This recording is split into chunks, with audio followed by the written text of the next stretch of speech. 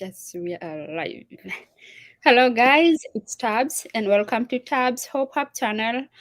We are here, as I promised you. We're gonna go live today at 1:30 Canadian time, at 3:30 East Coast time, and 11:30 Kenyan time. Poleni sana, tunajua it's a little late for you guys, but please, as long as you're following us on our YouTube channel, on all our social handle, you'll be able to get this information. So don't worry, here we are. Like I said, we want to help you guys. We want to share everything or all the information that we know can help you.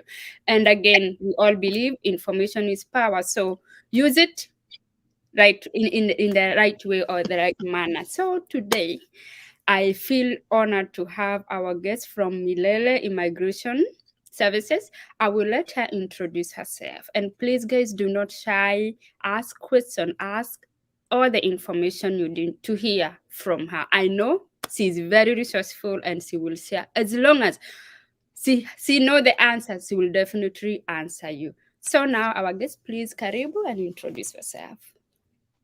Thank you so much, Tabs. I don't know, guys, wherever you are, I hope you're well. My name is Lois Gidiga. I'm an RCIC, that is a regulated Canadian immigration consultant, and I'm based in Calgary, Alberta, Canada. So it's very cold here, just in case you're wondering. It's minus 25, but we're making it. Yeah, so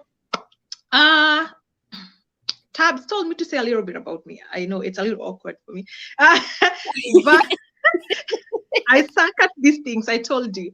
But I run Milele Immigration Services here in Calgary, Alberta, Canada. I'm the principal consultant. I've been running Milele for quite a number of years now, 4 or 5 years. I didn't always work with immigration. I immigrated to Canada exactly 10 years ago. Yes, 10 years ago, 1 month now. And yeah, it's been quite a journey. I have an interesting story about how I came to Canada. I was coming to study, and then my husband decided to bring me. So I came here through my husband. He used to work for some Canadian agency, and that's how I got here many years. That is 10 years ago. Feels like forever. Yeah, so then, yeah. So then I came here, I changed career. I worked in the oil and gas for 8 years. But in that time when I was working in the oil and gas, I decided to change the course of my life. And I had passion for immigration. I went through hell trying to immigrate to Canada. But those years, I was conned a lot of money by agents in Nairobi. I lost a lot of money. I tried many things. I tried Australia. I went to Dubai. And finally, I got here. So when I got here, I said, I'm going to make sure that I will learn Canadian immigration law such that I'll help people so that they don't go through the same hell that I went through. And that's why I went to school back in 2016. But I was already working with refugee institutes here and organizations that support refugees. We were doing refugee settlements, and I was working with some immigration people. Then after that, I started Milele, and I've been running Milele. So anyway, you can find me on YouTube. I do run a YouTube channel called Milele Immigration Services. I believe Tabs is going to be sharing the details here sometime. I'm gonna share the link down here in the comment sections once we are done with this video. So please guys, follow her. She's very resourceful. Follow her. So yeah, so you know, I've shared a lot of details there. The reason I do that is because Canadian immigration is so broad. And when I say so broad, Canada has over 50 immigration programs. So if we say that we talk about Canadian immigration in 1 hour, that's going to be a lie. So that's why I do share details there. So you can follow me on YouTube, on Facebook. I'm Lois Gidiga. I'm also there under Milele Immigration Services. So I hope that is all. Is that enough, Tabs? Yeah, you have tried. We have really tried, and thank you so much for that. And guys, by the way, I told you this is our own. When I mean she's our own, she's our Kenyan. So Lois, sasa mzuri sana. Mi naitwa Nyambura, just in case kuna mtu I'm Nyambura from Kieni. Yeah, so I mean, I don't know if it is just me, but every time when I'm looking for something and I happen to bump on our Kenyan who I know, at least he or she can help, I always feel so good. I always feel at home. And right now I feel so comfortable. I feel good to have you here.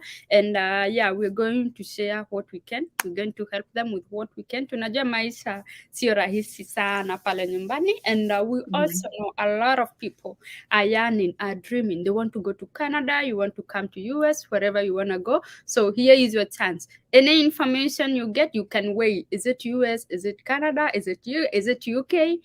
It's gonna be up to you once we release this information out there. Now, Lois, because of time, we're gonna go straight on to our topic or our discussion today. And our first question will be for you to tell us ways on how one can relocate to Canada. Awesome. Mhm. Thank you. So, well, that's a simple question, but it doesn't have a simple answer. But I'll try the best. Mhm. So, as I just mentioned briefly, Mhm. Canada is such a big country. Mhm. I think it's the second largest country in the world. So you find that because of that, it also has 10 provinces. So because of that size, it has over 52 immigration programs, and they Mhm. fall in many categories. But what I want you to understand is coming to Canada is on merit only. The Mhm. immigration system here is by merit. So it's either you are fitting a certain category out of all those programs in Mhm. so many provinces, which are different. By the way, they differ by provinces and territories. Mhm. So you need to fall under any of the programs. But the main ones, of course, you can come through the temporary means. And the temporary means, I mean, you can come here as a visitor, you can come here on a work permit or a student. Those are the temporary means. Some of the temporary means that you can use to come to Canada. Mhm. Temporary means that you're coming here, but you have to prove that you'll go back to your country upon a specific amount of time as Mhm. listed in your visa. Okay. Okay. Then, of course, we have the permanent means. And the Mhm. permanent means, they are under, most of them are two classes. That is the economic immigration. And the Mhm. economic immigration falls under a class called Federal Skilled Worker class, the Mhm. Federal Skilled Trades class, or the Canadian Experience class. Mhm. Okay? Yeah. And those are the classes that go through something that maybe a lot of you know is called the express entry. Mhm. Okay, Yeah. so for that program, and we can discuss a little bit about that if you're interested. So what happens in those programs is that they have to look at factors like age, education, work experience, languages, and something called adaptability. So those are the permanent classes, one of the permanent classes. And then we have pilot programs under the permanent classes. We Mhm. have the pilot programs. And when I talk about pilot programs, I'm talking about things like a program that was introduced just before COVID hit. It was Mhm. called the Rural Northern Immigration Pilot. It hasn't really done well. It's struggling because we haven't seen a lot of success under that program. At Okay. times, I feel bad because I was among the champions of the Rural Northern Immigration Pilot. But it was just a matter of bad timing. It was introduced in January 2020, and guess what? March, COVID was here. Uh, And so that has really derailed the progress of that program. Another mhm. pilot is the Atlantic Immigration Pilot. Maybe you've heard about the Atlantic Immigration Pilot, and you know what? It just came to an end. But it came to an end and started again as a permanent program, now no longer as a pilot program. Reason Oh. I'm saying that, yeah, it just ended this December, and I think they are launching it in a few days as a Mhm. permanent program. Okay. Okay. Okay. So it's now been adopted into the Canadian immigration as a full program that is going to be there, like the federal skilled worker Mhm. class. Mhm. And I'll be talking about that. I'll be releasing a video on that program maybe in the next 1 week or so. Okay. Okay. Awesome. So that is the pilot program. Mhm. And then another program that can allow you to come here on a permanent basis, they are called provincial nominations. Okay. Mhm. So provincial nominations, remember I mentioned that Canada has 10 provinces and 3 territories. That means each province here has its own set of immigration streams. So we have the main, which is the federal, which is run by IRCC. But then the IRCC also gives these provinces mandate. So a province is allowed to create programs that favor their labor needs and whatever needs that they have. So each province has about 6 or 7 streams, targeting maybe, different demographics, international students working there, temporary workers, residents, and even occupations in demand. Okay. Yeah. So that is provincial nomination. The criteria for provincial nomination kind of mirrors that of the federal skilled worker class, or rather the express entry, as we like to refer express entry, but express entry isn't really a program. It's just a platform to process these 3 programs that I talked about. Okay, the federal skilled worker class, the federal skilled trades class, and the Canadian experience class. They are processed through the express entry. So express entry isn't really a program. It's a platform to process those. So yes, so the permanent ones I've said, we have the provincial nominations, we have the federal skilled worker classes, and we have the pilot programs. And then of course, people can also come to Canada as refugees. And there's 2 classes of refugees, main classes of refugees that I'll talk about briefly. So the government of Canada, in conjunction with the United Nations Department for Refugees, UNHCR, what they do refugee settlements here in Canada. So there's that agreement whereby Canada is mandated to bring a certain number of refugees from the struggling parts of the world. We have calamities and we have wars and bad things happening out there. Yeah. So they are able to bring people from the various places, let's say Syria, Eritrea. So they do that settlement. That is one. Those people come through the United Nations and through the agreement that Canada has with the United Nations. And then there's another class that is called In Canada Refugee Class. And In Canada Refugee Class is a class whereby you come to Canada and seek asylum from within Canada because your life is in danger. Okay? Okay. It's a must that you have to be in Canada, or rather you have to be outside your country of origin, because you cannot seek asylum against a country where you're residing. So you have to be outside of that country. That's why most of the time you have to be in Canada for you to be able to claim asylum under the In Canada Asylum class. On top of that, there's another question. Yeah. Sorry to cut you. Let me ask you. Because I know usually when we are coming here and maybe you have intention of applying for asylum, you have to get here first and then you apply for that asylum. But in most cases, again, you are not able to bring all your documents, and especially, let's say you are coming with a visit visa, because at the point of entry, they're going to be like, umesema unakuja kutembea, now again, uko na all these things. So how does it work in Canada? Are you able to bring all the evidence as to why you are running away from your country, why you're seeking protections and all that? Okay. I have actually, I think, made 2 videos on seeking asylum that goes into full details about that, but I'll answer your question. So this is the thing. You can claim asylum in 2 ways once in Canada, okay? Yeah. You can either do it at the port of entry, that is either at the land border if you're coming from the US or Mexico, or you can also claim it at an airport. No, that is, at an airport or land border, that is at the port of entry. Or you can get through into Canada and claim later in your own time, without rush, okay? So the choice is actually yours. If you feel prepared and you've brought all your documents, you've checked your case, you know that your case is eligible and you have everything ready, you can by all means claim at the port of entry. So you can just come to the airport and you go present yourself to the immigration guys and say, hey guys, I'm actually here to claim asylum, okay? Okay. So there are some limitations to that, not really limitations, but some disadvantages. And I don't always recommend that style. Okay. Yeah. Because the moment you give yourself to the immigration guys, what happens is immediately you're given, you're given a few days by Mm-hmm. which you should have made your case. Okay. So Wow. you better be having everything, because if you're told that you must appear in 15 days, I know there's some differences right now because of COVID, and you have to Mm-hmm. go quarantine and stuff like that. So things Yeah. have changed a little bit. But Mm-hmm. in ideal times, you are Mm-hmm. given 15 days. Okay, so you arrive, you claim at the border, and you're given 15 times to return everything. Good thing is right now we are doing refugee claims online, because now Mm-hmm. they just created that online portal, which is really good. I'm liking it. Mm-hmm.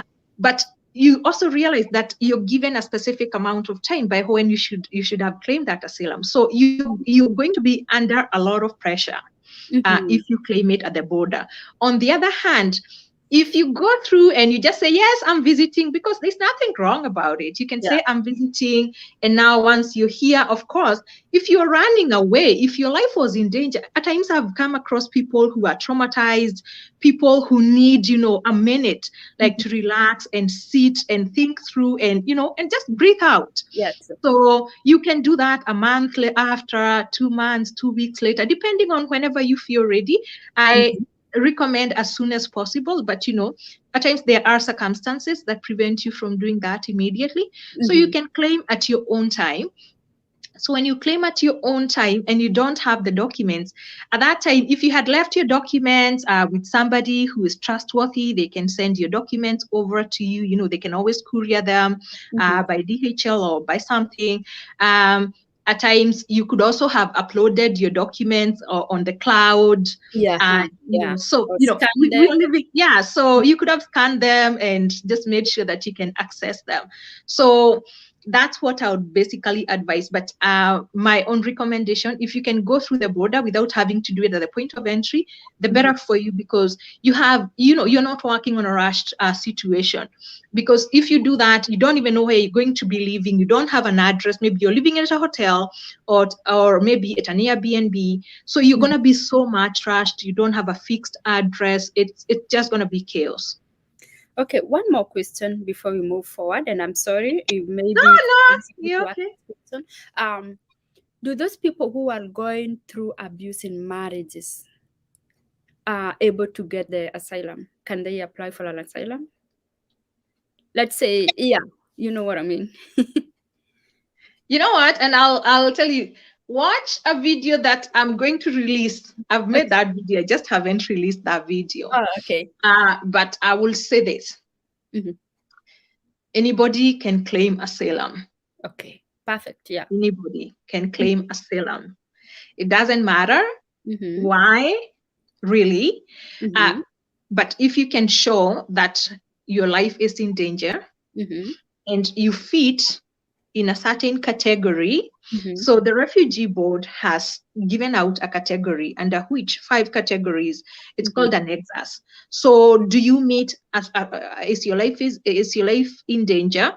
Mm-hmm. Do you fall under, are you being persecuted maybe because of your race, your sexuality, your religion, or you belong to politics, or you Mm-hmm. belong to a specific group, you know? Yeah. So at times, women who are battered, they could be belonging to a specific group. Okay. So it doesn't really, it's not like, can women who are battered claim? Yes, they can claim, but they have also to qualify, because there's a whole qualification class for refugee. Do you fit the criteria? You Mm-hmm. know?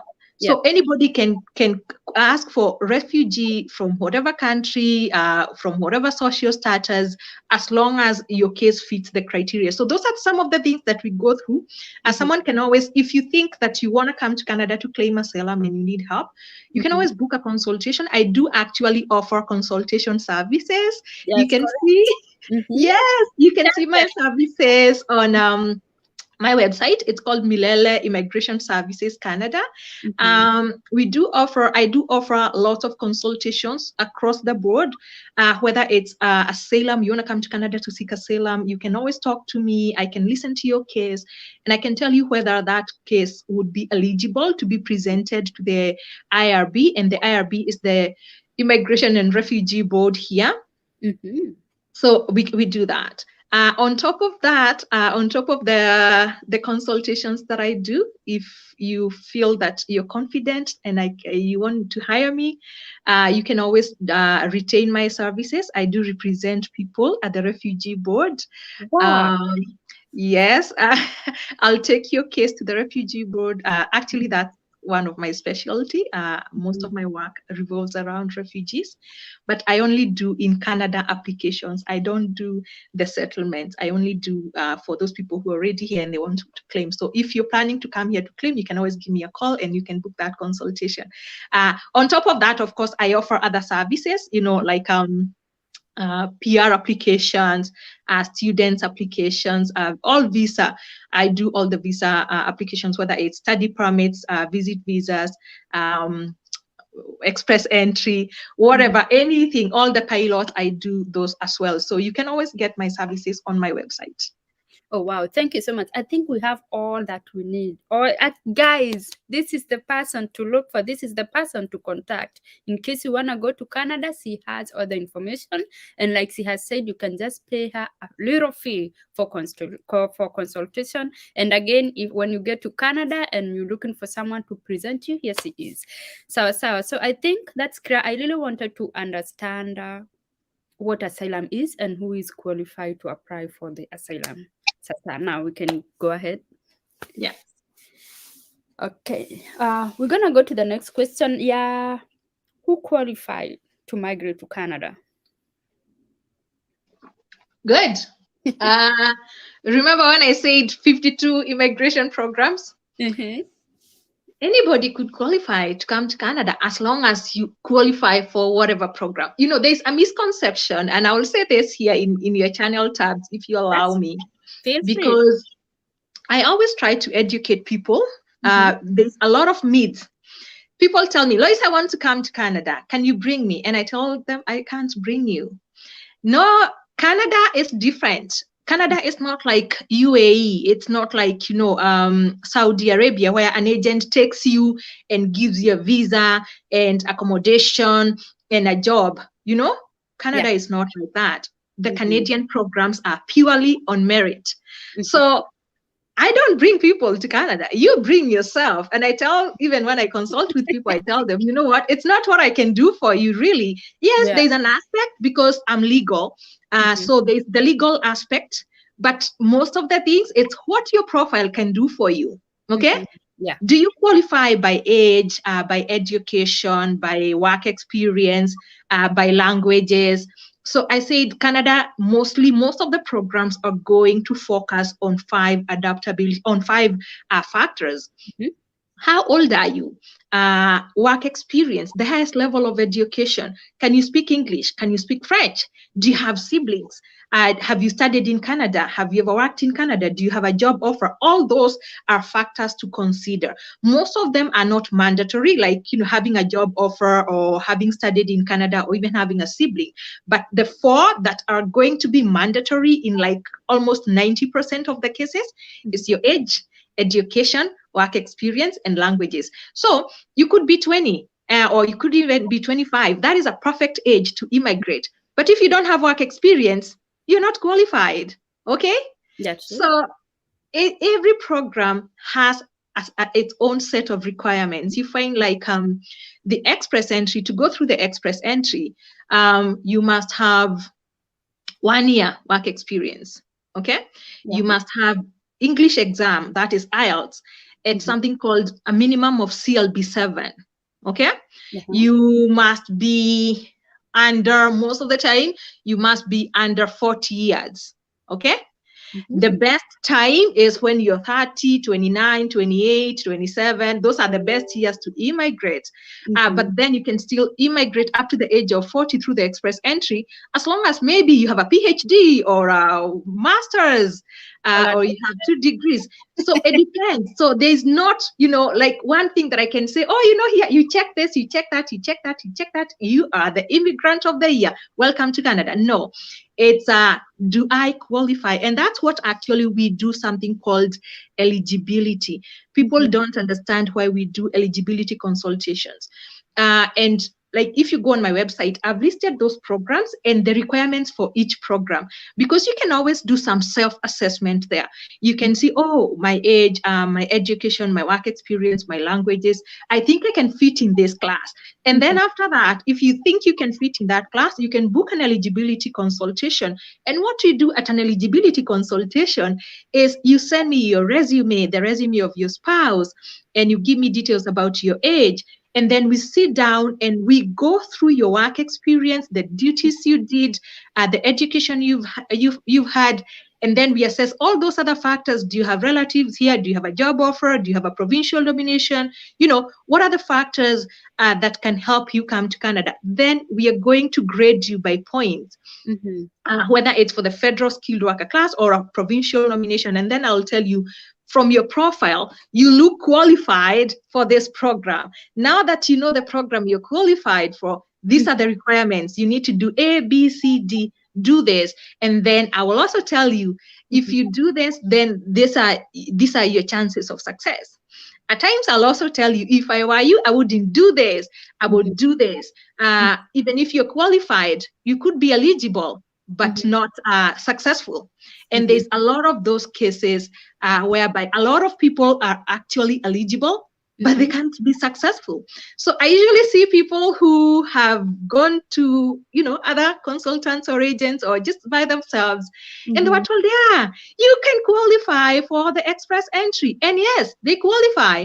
And then they go on the express entry, and guess what? They go there and they just expire. Year after year after year, someone says, yeah, we are renewing, we are waiting for you to be invited. At times, I can always tell you, you know what? I wouldn't waste my time in the express entry because of ABCD, because most likely you have 2% chances of success.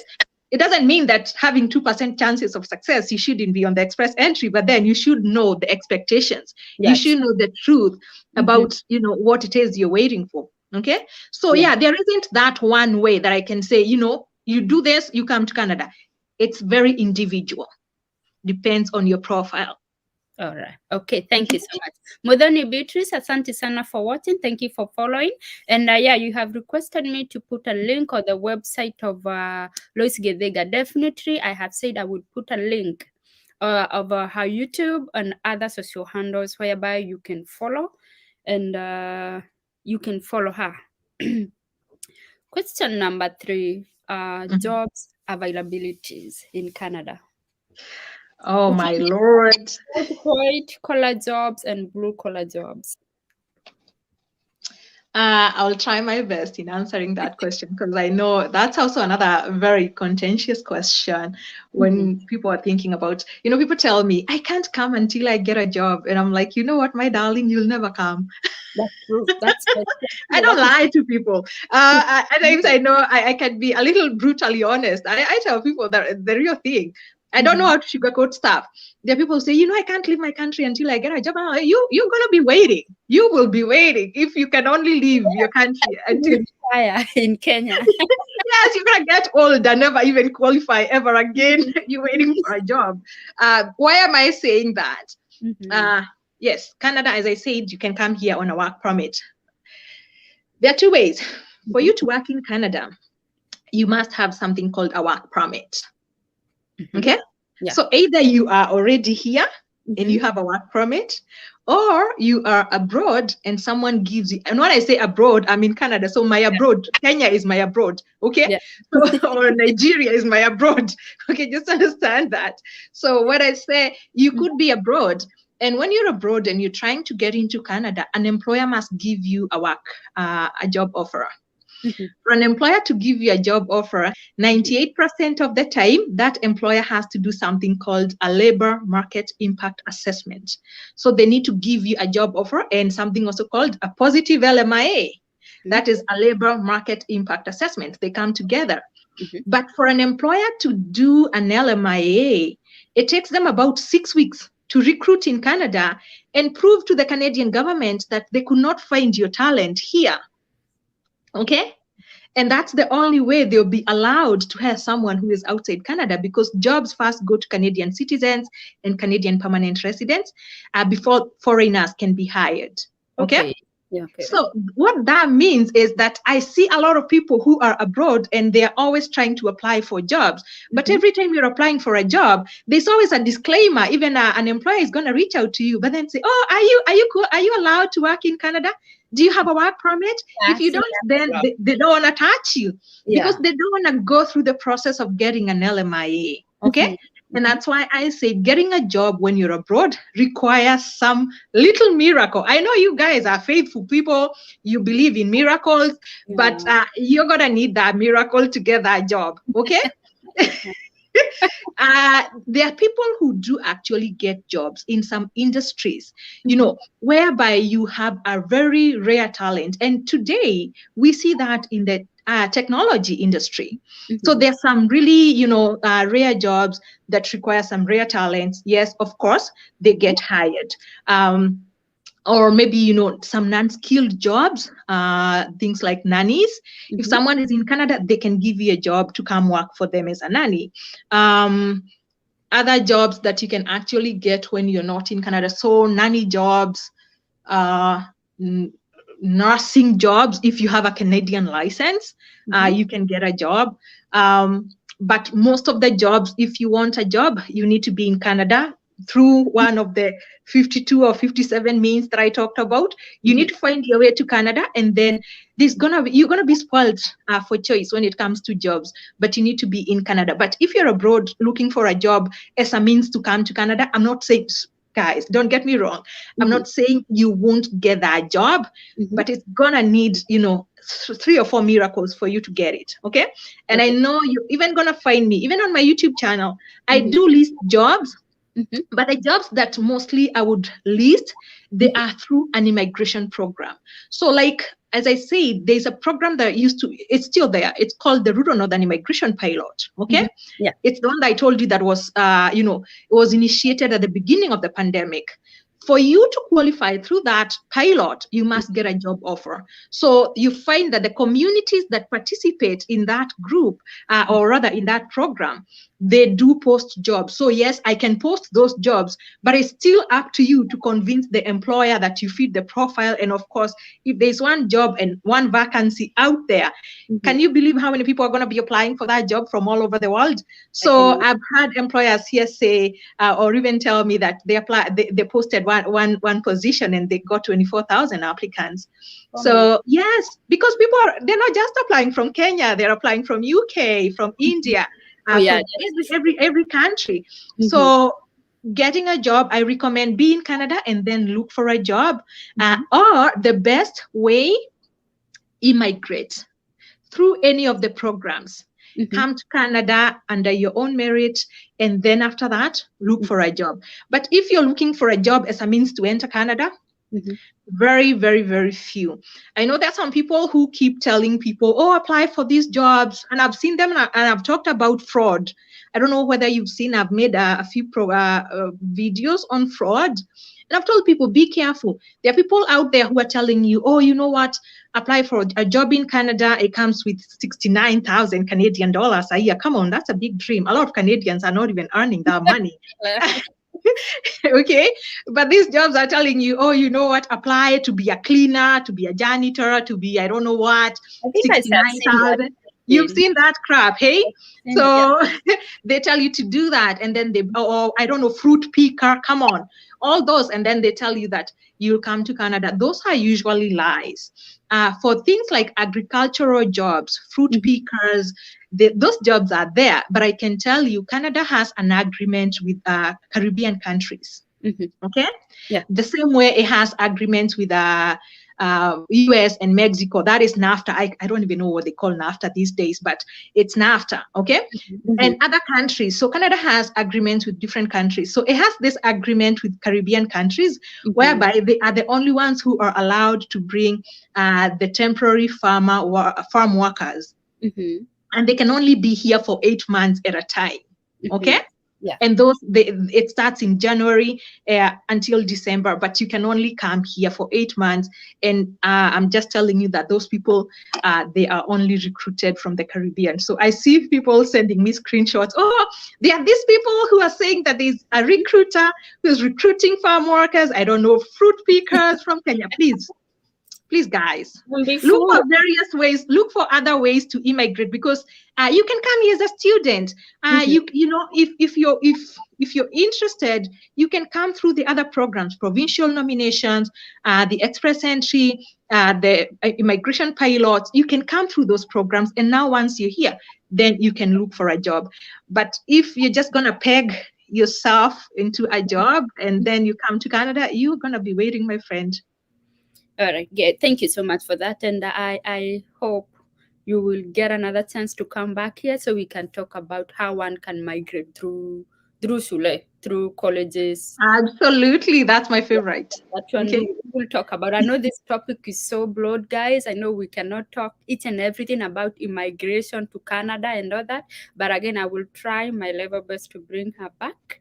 Nanyini, please go and follow her on her YouTube channel. So when I invite her back, at least you will be able to come. Okay. Tumamaliza, what are the most marketable jobs in Canada? The most marketable, whereby maybe someone applying from Kenya can get a let's say a company that will be willing to process a work permit when you're still abroad. Let's say you're still in Kenya and would like maybe to work as an IT guy, an engineer in Canada. Is it possible, do you think? Ama Do you, do nimekupatia you nini? remember what I just said? That you're gonna need two, But three, I've four just miracles. You're gonna need your whole village, interceding for you and fasting for you to get a job in Canada. I'm not lying. Anyway, there are some jobs that an employer, I know actually here, there are some employers, even here in Calgary, who do a lot of outsourcing on IT jobs. So various IT jobs. IT jobs are like, I think it's easy to get an IT job. It doesn't matter whether it's software engineering, UI design, web developers, all those. So IT jobs, they are marketable, and there's a big chance on that. I can tell you there's a big chance that you can be hired if you're top talent, cream de la cream. Okay, there's yeah. a chance that you'll get an employer who is gonna hire you. So that one actually works. The others, I would like to say that for the other jobs, occupations in demand, they actually do vary by province. Because what is in demand in Ontario may not necessarily be in demand here in Alberta or even in Newfoundland. And that depends on even the industries in a province. So you find that Alberta is an oil and gas province. Okay, here we live, the main source of income here is oil and gas. So you find that then people who are in manufacturing, they're not going to be finding jobs in Alberta because it's not our main gig here. But then you find that people then also who want to do fishing or marine, they better be going to provinces that are either bordering the Pacific or the Atlantic. Okay. Okay. So different occupations are in demand differently in different provinces, and that changes as well. It keeps on changing. It's an evolving thing. And if you go on my YouTube channel, you will see I've made various videos, and I keep making those videos whereby I say jobs in demand in Saskatchewan, jobs in demand in Nova Scotia. I do let people know what is in demand as at that time, because what could be in demand right now may not be in demand, because if they feel that and that industry is not growing, then they're not going to be in demand full time. So it's an evolving thing. It's very fluid. Excuse me. But so the other job that actually is always in demand, I've remembered. So IT gigs, the others, they are truck drivers. Okay. Yeah. Canada has demand for truck drivers, but there is some caution there, okay? Because you must have a Canadian license. You must have a Canadian license, okay? Yes, so you must have a Canadian license for you to get that. So the best way to get here is a truck driver. Again, I make those videos. Please follow me, guys. Follow me on YouTube, on Facebook. I'm always posting those things. And I make those videos as soon as I come across them, or rather as soon as I get that information from the provinces. I do post that kind of information. The province of New Brunswick is always recruiting for truck drivers. Okay. So right now, I know it's closed. They were recruiting in December, and I can assure you they'll be recruiting before April. So usually in a year, they conduct like 4 recruitments for truck drivers. They also do recruitments for personal care jobs. What do you call them? Personal personal aid personal aid care, right? So Okay, they do that. Yeah, caregivers. Yeah, givers. Yeah. not necessarily child caregivers, but the other caregivers. Mm-hmm. So nurse aides, yeah, they're called nurse aides. Okay. So they're always recruiting for either times nurse aides, but truck drivers most of the time. And I'm sure if you're ready, if you go on my YouTube channel, you can see the requirements for that class. You can start getting ready for the next recruitment for truck drivers. So yes, truck drivers, IT jobs, healthcare jobs, all those are always in demand in Canada. Okay. All right, perfect. Because I know the reason I ask you this is because most people back home, they think when you go abroad, when you go to Canada, UK, US, all you're going to do is a caregiving job. That is why I ask you that question. So mtu asikae pale akifikiria siwezi and I cannot go to Canada because I'm gonna be doing ABCD, kuosha wazee sijui nini. Now at least it's out there, guys. So and I allow me to ask you this question because they are also asking themselves this, and I really don't want to go into so much details because I want them to follow you. I want them to ask you questions. I want them to consult you. So maybe there is someone asking, whatever I go there, how do I get that work permit? Is it tedious thing? Does it come easily? That's all we want to hear. Does it come easily? Kama ni ngumu tuambie ni ngumu, kama ni rahisi tuambie ni rahisi, and that's it. You don't have to give us the whole detail. Okay, I'm happy to do that. Guys, I will tell you this. I believe what you're asking is mtu anakwambia ukuje huku by like you come here by Visit visa. Okay? Yeah. How easy is it to change that visitor visa to something else? You want sugar coated, or you want the hard truth?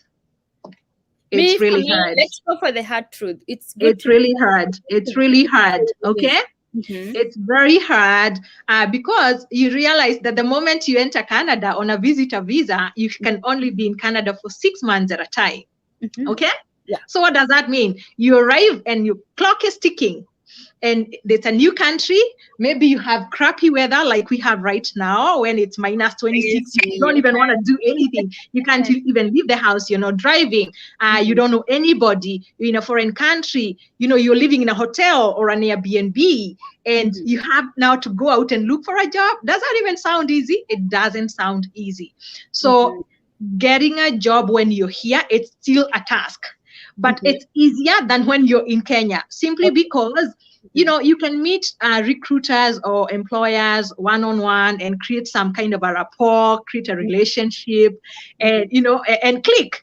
And maybe someone wants to go the depth or the mile, the extra mile, and get you an LMIA. So it's easier. And when I say easier, it's like hard, easy, but it's easier to get it when you're here in Canada. But people call me when they are here and they are like, oh, Lois, I landed, and my agent or whoever got me this visa said that I'll get a job once I come to Canada, and I'm stranded. I don't know where to start. Especially if you don't have someone to hold your hand. And even if you have someone to hold a hand, getting an employer to get an LMIA, remember I said an employer still has to get you an LMIA. So it isn't really easy to get that, but it's easier than being abroad, okay? Okay. I did a video, and I can share that for you about how various ways upon which you can actually change your visitor visa into something else. Okay. My videos are usually not long. They're about 15-20 minutes. I try. So whatever. You won't really get super bored like waiting for an hour to get it. So I've listed rather. And it tells you that you can do this, you can do ABCD, you can get a job, various ways that you can change. Okay. But coming on a visitor visa to change it to something else, I'm not lying to you, it ain't easy, but Mhm. it's doable. People do it because you can come here and maybe get someone, like I usually tell people, things like caregiver, like a nanny. Uh, if you're in Kenya today and you're applying for a job, I'm going to give an example. I hope, the people who are listening to me here, most of them are in Kenya. Uh, but I will say this. So you're in Kenya and you're applying for a new job, and then someone gives you a job. Then you go to the embassy in Nairobi, and Mhm. I love those guys, but they are quite something. So you find that your application takes a year, your Yeah. application takes a year to process that you got a job. If Most someone has process. a job and Mhm. they want someone to take care of their kids, they don't have a year to wait for you, right? That's true. They want someone who can take care of their kids tomorrow Mhm. or at most next month. Yeah. So that can be frustrating. On the other hand, if you're in Canada and you get someone who wants to give you a job, then you tell them, actually, I'm in Canada. When you do the process from this side, it's easier. Easier. So you find that the work permit, the changing of the visa to the work permit, it's easier. So Mhm. there's an advantage of being here to look for jobs like the nanny jobs. It's Mhm. quite advantageous if you're interested in that kind of line of work than Mhm. when you're in Kenya, simply because it could even take 2 years. I'm not lying to you, depending on the moods of some people. So it could take 2 years to process an application. Yeah, exactly. And especially right now with this COVID thing, sometimes they're Yeah. closing the offices because of COVID and all that. So I know right now there is backlog. So something that was taking 6 months, it's taking a year and two two years. months. So Yeah. yeah. I know Modani Beatrice is asking, I know you have answered this. Can you apply for a caregiver when you are not in Canada? I think you have I answered that. just answered that. Yeah. Yeah. Okay, let's go to the. I know I didn't want this topic to go so far, like, because we care about you guys. Sometimes you guys complain about bundles, but all the same, we have a lot to talk. And one thing I know, Lois, it's not easy to get. She is a very, very, very busy lady. So if I postpone this, maybe we're gonna come back live again in 3 months, right? Or 4. We'll try. We'll try. I know I get quite busy because of my files, and but I can always make time. So how about we proceed next time? I'll be happy to come back, and Also, and yeah, I'll be happy to come back. Of course, we can organize that. Uh, I know it took a long time to organize this. I'm really sorry about that, but yeah, I know. I know. I get it, because also when I think you were available, I was also going for a vacation, and then this yes, came, so we yeah. couldn't do it as earlier as we had planned. But because of time, guys, I think we will end there. In case you have any question, you can answer. I mean, you can ask your question right now, or you can put them in writing, and then when we come Yeah. back, we will proceed from there. I still have so many questions. She knows that I had sent them all to her, and by the time maybe we come back, I will have more and more questions. But again, guys, don't forget to follow her on her YouTube channel. I'm gonna put. Please check on my comment section. You're gonna find her link. Follow her on Milala. Please tell us. Tuambie tena your handles zenye tutakupata. Okay, you can find me on YouTube. That's where I share a lot of information. I've actually made over 150 videos on all programs. So feel free, go spend some time there. I've done a lot of research. And anyway, this is what I do. This is my area of specialty. So I share some, some tricks of the industry there. So Milala Immigration Services on YouTube. You can also find me under Milala Immigration Services on Facebook. Mhm. I'm also very active on Facebook. Yeah. And I'm also there as Lois Gidiga, the Kenyan Canadian. Um, so yeah, I think I am there somewhere on Instagram. I'm not the most. I know.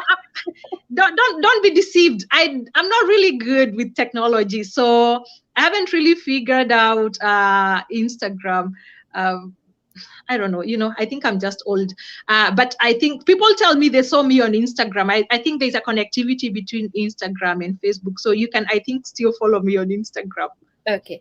That's fine. And by the way, happy birthday! You just celebrated your birthday on Oh, thank Saturday. you. I just had my birthday on Saturday. But a happy birthday. And then Thank maybe you. before we close this, let me ask you one more question. I have found myself asking, I have found people asking me this question, and of course, I'm not in Canada, so I'm not in a position to answer them. How are teaching jobs in Canada? Can one who is a teacher in Kenya, when they migrate to Canada, can they continue being a teacher? Because I know that a scare for some people. I don't want to be a teacher my whole life and then go to Canada and start doing caregiving job and truck driver and all that. Gosh, how do I say this without sounding like what do you call them? You know, those people who want to discourage you. Anyway, from my years of experience in this country, I'll answer this in a general way. Yeah, tumesema hard truth. Yes. We're ready to swallow it. This is what happens. Most of the occupations that require a license in your country, they're also going to require a license in this. I don't know actually whether teaching requires licensing in Kenya, but to be a teacher here, you need a license. Okay. So if you immigrate here as a teacher, and you come here because you can go through the express entry or whatever, and you get here and you're a teacher. I believe getting the license isn't your biggest problem. And this is not anywhere on immigration boards or anything. I'm just telling you here, like your sister or a Canadian resident. I'm a Canadian citizen. I'm a parent in this system. Okay. Yeah. My kids have gone through, I have kids in college. They've gone through this system, and my last born is he's in grade 11. So that would be like Form 1 in Kenya. He's in grade 11. He's 15 years. So I've been through the elementary, the high school, and now I'm in college in this place. Your biggest issue here is not getting a license, because anybody can apply for a license. You go through the licensing boards and you get your license. The problem is the red tape in the teaching industry. And I'm not lying to you. Teaching, the red tape in the teaching industry is crazy here. Okay? I know a lot of my friends and a lot of people that I know here who have studied here, and but being a teacher, whether it's a systemic discrimination, there's something that whether it's to do with our skin or I don't know. I'm not trying to pin anything down, but there's red tape in accessing teaching jobs. So you find that a lot of people like us who are teachers, they end up being teaching assistant. Like that is like the highest majority of them get to is the teaching assistant. Yeah, it's not like the US. I know US people go there as teachers and they're able to teach. It's very different here. So I actually have personal friends of mine who have high credentials, even getting a permanent job. At times they are allowed to teach, but being confirmed and getting that permanent job, maybe it's a problem here in Alberta, could be different in other provinces, but I know it's a real challenge for someone to get like a teaching job. Like, you go to your classroom and you have your class. And then, of course, there are other challenges. There are barriers to immigrants that a lot of people don't actually realize that we do face barriers as immigrants. And we try to address those barriers. And some of those barriers have even to do with, the fact that we are visible minorities. And being visible minorities, someone can immediately see your skin color and your accent. Oh, that's what I wanted to say. I know people are like, you changed your accent. Oh, I don't know what. I don't care about that. But I'm telling you, accent here is the biggest hindrance. It's a big hindrance, especially to the teaching. Because the kids we have here in this country, they're nothing compared to the kids you have back home. So these are not, if you're teaching you used to teach in Karatina High School or in Olenguruoni High School, I'm telling you, the kids you'll find in the Calgary High School, they are a different breed. So if they can't understand you, I think that's one of the reasons even they won't even let you in the classroom, because they're not understanding. You're speaking English, yes, but you're speaking Kikuyu English or that's true. Kisi English. And I'm sorry. But I hope you understand what I mean. Yeah, I personally, I totally understand you because I have a niece. She just came here 3 years ago. Right now, when she came here, she was speaking Swahili fluent, and now Yeah. was teaching her English. I am telling you right now. Sometimes I say something, and she's like, "Auntie, look," and she's gonna start, look at my tongue. I'm like, Yes. "You came here the other day. Now you're teaching me how to talk to you." I'm a parent. My son, at times, he's like, Mom, can you speak English? And yes, he would tell me to speak English. So can you imagine you just from Olenguruoni High School? You're gonna run. You run back home. Yeah, imagine 50 students or 50 kids asking you to speak English and you know To so speak well. English. I know. I used to work when I told you I used to work in oil and gas. And oh my God, I saw people struggle so much because there will be people. A lot of time they used to hire people from Nigeria Mhm. and to do customer service jobs. And and I love my Nigerian guys. I have a lot of Nigerian clients. But then we have our different accents, which actually really make us beautiful. They're distinct and they make us beautiful. But then when you come here and you're on the phone with a client and you speak your English in your accent, and Yeah, the client goes crazy and they're like, can you put me through someone who can actually speak English? And you're like, you think I'm speaking what? Huh? yeah, exactly. Yeah. Yeah. I have Anyway, I hope we can continue this discussion because I have to go pick my son from school now. all right, that's fine. Thank you so much. Like I said, it is an honor to have you, and I'm looking forward to have you here back again. Please forgive me because I'm gonna be all over your neck, but forgive me. I really It's all want right. you back. I want to give us more information and to now appreciate Shana. All right, guys, thank you. I will bring her again, so stay tuned. And please don't forget to follow her, subscribe to her YouTube channel, and follow her on her Facebook. Please don't forget to check on the under the comment section. I'm gonna put all her social handle there so you can follow her. Thank you so much, Joyce. Have Thank a you. pleasant evening. Najua kwenye ni mapema. So It's 2:30. It's time to go pick that little son of mine from school. all right. Okay? Bye bye. Thank you so much for Okay, bye. Take care.